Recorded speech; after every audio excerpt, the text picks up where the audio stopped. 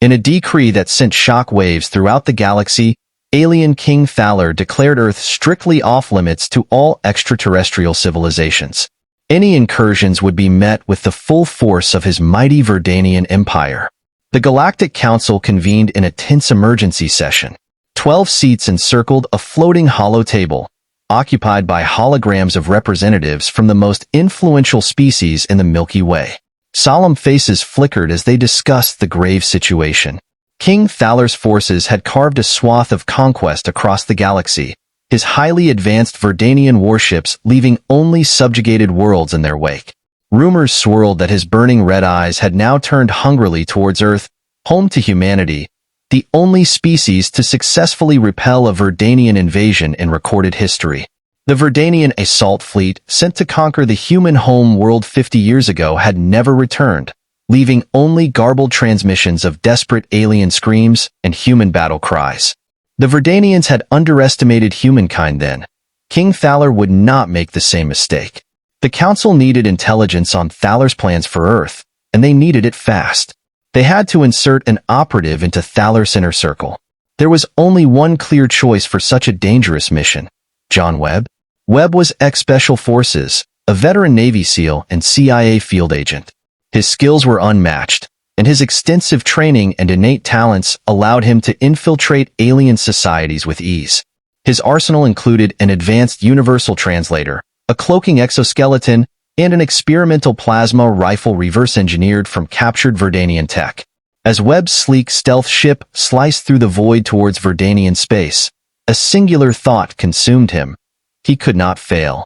If he did, Earth would burn, and humanity would be enslaved under King Thaler's iron rule or, worse, eradicated entirely as an example to any other species who dared defy the Verdanians.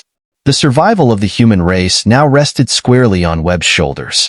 Webb's stealth ship slipped through the Verdanian planetary defenses undetected, its cloaking field blending seamlessly with the void of space. The ship touched down on the outskirts of Verda, the capital, a sprawling metropolis of towering spires that pierced the clouds. Skyscrapers of gleaming alloys and pulsing energy conduits stretched as far as the eye could see. Webb activated his personal cloaking device, rendering himself invisible to the naked eye and most scanners. He made his way through the bustling city streets, dodging the crowds of Verdanians going about their daily business. Their red eyes gleamed with fierce intensity, a stark contrast to their pale blue skin. The royal palace loomed ahead, a massive structure that dwarfed the surrounding buildings. Its walls were adorned with intricate carvings depicting the conquests of the Verdanian Empire. Webb slipped past the guards and infiltrated the palace, his heart pounding in his chest as he navigated the labyrinthine halls. Using a hacking device, Webb gained access to Thaler's personal computer system. He quickly downloaded terabytes of data, his eyes widening as he discovered the true scope of Thaler's plans. The Verdanian king was preparing a massive invasion force, with over 10,000 warships and 1 million warriors ready to descend upon Earth. But that wasn't the worst of it. Webb's blood ran cold as he read about Thaler's secret weapon, a mind control device capable of enslaving entire populations. With this technology, Thaler could conquer Earth without firing a single shot, turning humanity into a race of mindless drones. Knowing he had to act fast, Webb set out to sabotage the Verdanian fleet and steal the mind control device. But as he made his way through the palace, he was suddenly surrounded by Thaler's elite guard. They had somehow detected his presence despite his cloaking device. Webb fought valiantly, his plasma rifle cutting down scores of Verdanian warriors, but there were too many of them. He was overwhelmed and captured, his weapons and tech confiscated. The guards dragged him down into the depths of the palace, into a high-security prison complex. The prison was a maze of tunnels and cells, each one housing the most dangerous prisoners from across the galaxy. Webb was thrown into a cell, his body aching from the brutal beating he had received. As he lay there wondering if he had failed his mission, he heard a voice from the cell next to his. "You're human, aren't you?" the voice asked. Webb sat up, wincing at the pain in his ribs. "Who's asking?" A face appeared at the small window in the cell door. It was a man, his features gaunt and his hair long and unkempt, but there was a fierce determination in his eyes. Name's Jack Ryder, former Marine. Got captured during a recon mission in Verdanian space. Been here for months. Webb introduced himself, explaining his mission and what he had learned about Thaler's plans. Ryder's eyes widened. We have to stop him, he said. If Thaler gets his hands on Earth, it's all over. Webb nodded. Agreed. But first, we need to get out of here. The two men spent the next few hours planning their escape, using their combined knowledge and skills to come up with a strategy. They would have to fight their way out using whatever weapons they could improvise from their surroundings. As they prepared to put their plan into action, Webb felt a renewed sense of determination. He had come too far to fail now. Earth was counting on him, and he would not let his homeworld fall. He would stop Thaler, no matter the cost. Back in the palace, Webb and Ryder exchanged a quick nod before splitting up. Webb headed for the royal armory while Ryder made his way to Thaler's private chambers. Webb crept through the palace halls, his cloaking device rendering him invisible. He reached the armory and slipped inside, finding a group of Verdanian technicians around a strange device. It was a new type of plasma cannon, its barrel glowing with an eerie blue light. Webb didn't hesitate. He sprang into action, his movements a blur as he engaged the technicians in hand-to-hand combat. His advanced training made short work of the Verdanians, and within seconds they lay unconscious at his feet. Feet working quickly, Michael planted explosives at key points throughout the armory. He set the timers and then moved on, his heart pounding with adrenaline. Meanwhile, Lena had reached Zoran's chambers. She picked the lock and slipped inside, her eyes scanning the room for the mind control device. There, on a pedestal in the center of the room, sat a small sphere pulsing with energy. Lena reached for the device, her fingers inches from its surface, when the door suddenly burst open. Zoran stormed in, flanked by a dozen Alani warriors. How dare you steal from me? Zoran roared, his red eyes blazing with fury. Lena didn't answer. Instead, she charged forward, engaging the warriors in a fierce battle. She used every skill she had learned as a Marine, dodging energy blasts and delivering devastating blows. Just as Lena was beginning to tire, a massive explosion rocked the palace. Michael had detonated the explosives in the armory, and the blast had taken out a large portion of the Alani fleet. In the chaos, Lena snatched the mind control device and sprinted from the room. She met up with Michael in the palace courtyard, and together they raced towards a small spacecraft. Laser blasts sizzled past them as they ran, Zoran and his warriors in hot pursuit. Michael laid down covering fire with his plasma rifle, buying them just enough time to reach the ship. They leapt inside, Lena taking the controls as Michael sealed the hatch. The ship lifted off, rocketing away from the palace and into the sky. Behind them, Zoran's furious roar echoed through the city. Michael and Lena exchanged a grim smile as they broke through the planet's atmosphere. They had struck a blow against Zoran, but they knew the fight was far from over. Earth still needed them, and they would not rest until their homeworld was safe. The spacecraft hurtled through space, Alani warships closing in fast. Michael and Lena prepared for the fight of their lives, knowing that the fate of humanity hung in the balance. The stolen spacecraft shuddered as another blast from the pursuing Alani warship slammed into its shields. Michael gritted his teeth, hands flying over the controls as he tried to evade the relentless onslaught. Lena, tell me you've got something. Michael shouted over the blaring alarms. Lena hunched over the ship's computer, her fingers a blur as she worked to hack into the Alani systems. Almost there. Got it. On the view screen, the massive Alani warship loomed into view, its weapons glowing with deadly energy. A hail from the enemy ship crackled over the comms. This is General Carr of the Alani Empire. Surrender now, humans, and hand over the mind control device. Michael's eyes narrowed. Not a chance, Carr. That device is coming with us. Carr's face twisted with rage. Then you will be destroyed. The Alani ship opened fire, a barrage of plasma blasts hammering the human shields. Michael wrenched the controls, sending their craft into a dizzying spiral to avoid the worst of the assault. Lena's console beeped urgently. I'm in their system, but their firewall is adapting. I need more time. Michael nodded grimly, sweat beading on his forehead as he pushed the ship to its limits. The hull groaned under the strain, but Michael refused to back down.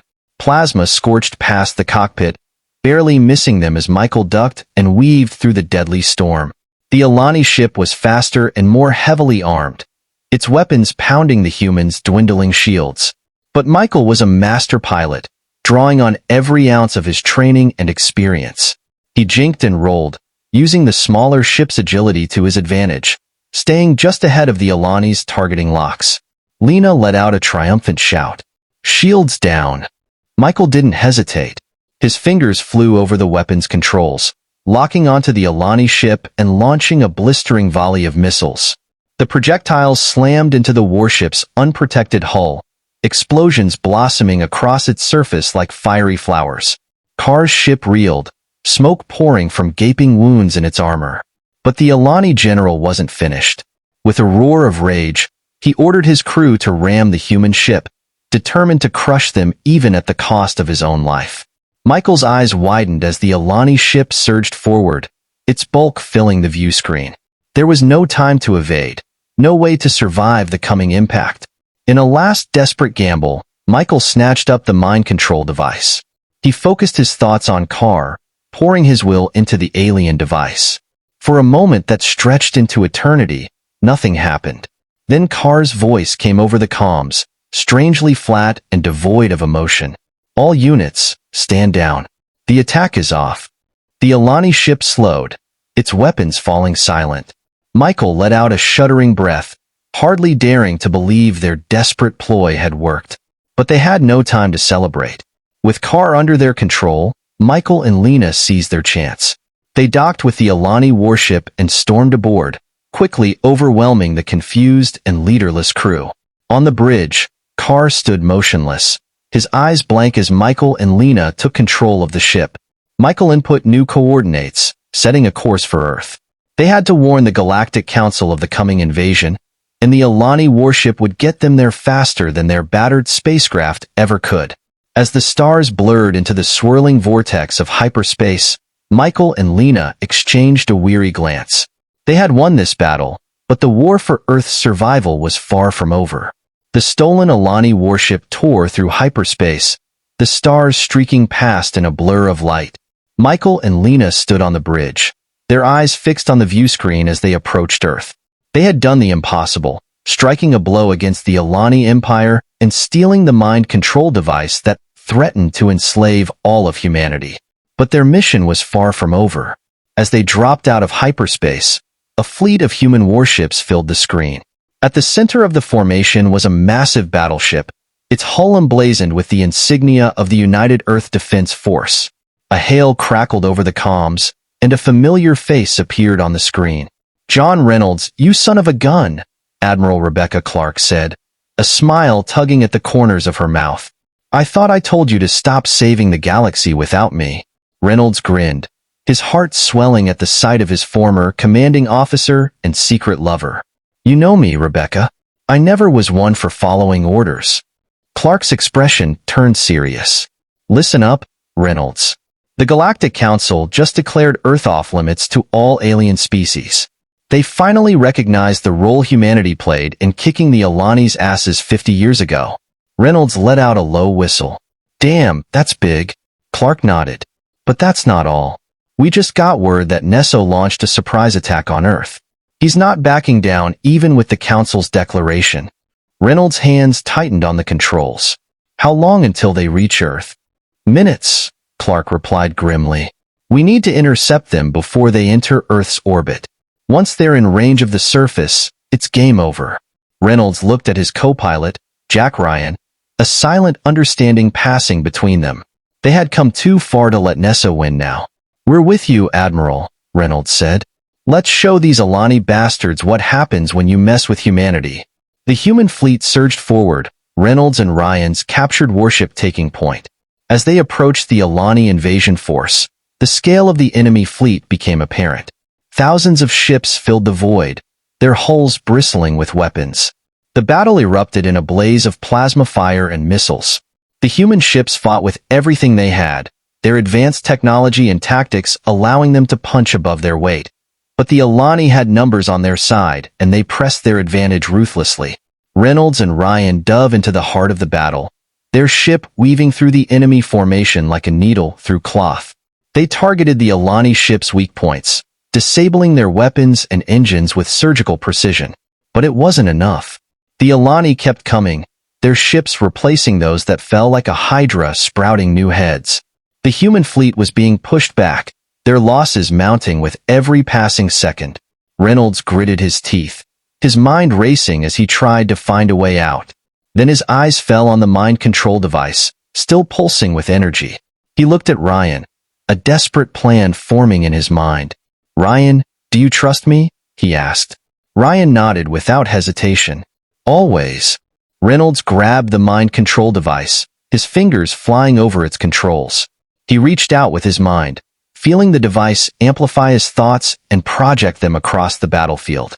One by one, the Alani warriors fell under his sway, their eyes glazed over, their movements becoming jerky and uncoordinated. Then, to the horror of their commanders, they turned their weapons on each other. The Alani fleet descended into chaos, ships firing on their own allies as the mind-controlled warriors wreaked havoc. The tide of the battle turned, the human fleet surging forward as they pressed their advantage. But the mind control device was never meant to be used on such a scale. It began to overheat, its energy readings spiking into the red. Reynolds poured everything he had into maintaining control, his head pounding with the effort. Just as it seemed the device would hold, it exploded in a blinding flash of light. The feedback tore through Reynolds' mind, sending him to his knees in agony. He blinked away the spots in his vision, his heart dropping into his stomach as he saw Ryan lying motionless on the deck, the life gone from his eyes. Reynolds let out a howl of grief and rage, the loss of his friend and ally tearing at his soul. But there was no time to mourn. The Alani fleet was in disarray, but Nezo's flagship still loomed ahead, a massive dreadnought bristling with the most powerful weapons in the Alani arsenal. Reynolds knew what he had to do. He set a course for the dreadnought, his eyes hard with determination. He would end this once and for all. The human fleet watched in shocked silence as Reynolds' ship hurtled towards the Alani flagship, its engines pushing beyond their limits. The dreadnought opened fire, its weapons tearing through the stolen warship's shields like tissue paper. But Reynolds didn't falter. With a final defiant roar, he plunged his ship into the dreadnought's reactor core. The resulting explosion was blinding, a miniature supernova that consumed both ships in an instant. When the glare faded, the Alani flagship was gone, reduced to a cloud of molten debris. And with it, the Alani fleet's will to fight. They broke off their attack, fleeing back into the depths of space. The battle was over. The galaxy was saved. But the price had been high. Admiral Clark stood on the bridge of her ship, her eyes fixed on the spot where Reynolds and Ryan had made their final stand. Tears streamed down her face, the weight of their sacrifice settling on her shoulders like a physical thing. She knew that Earth was safe, that the threat of the Alani had been beaten back once again. But as she gazed out at the stars, she couldn't help but feel that the galaxy had lost something precious. John Reynolds and Jack Ryan had given everything to protect humanity, to ensure that the flame of human civilization would continue to burn bright. They were heroes in every sense of the word, and they would never be forgotten.